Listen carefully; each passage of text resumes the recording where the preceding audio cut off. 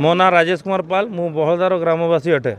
एठी प्रत्येक दिन व्यापक भाव में गो चलान हो प्रशासन सुला सूत्रारे आम बारंबार विरोध करुँ किंतु प्रशासन कान खातिर करूना है।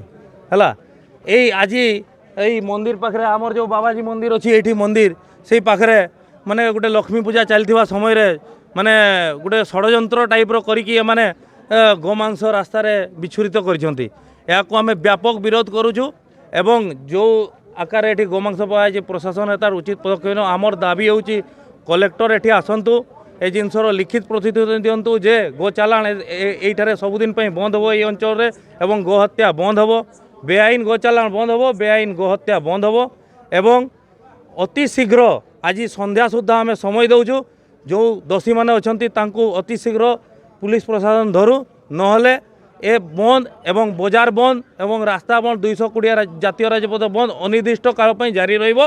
ग्रामवासी स्वतःप्रभुत भाव में निजे बंद कर। जय श्री राम।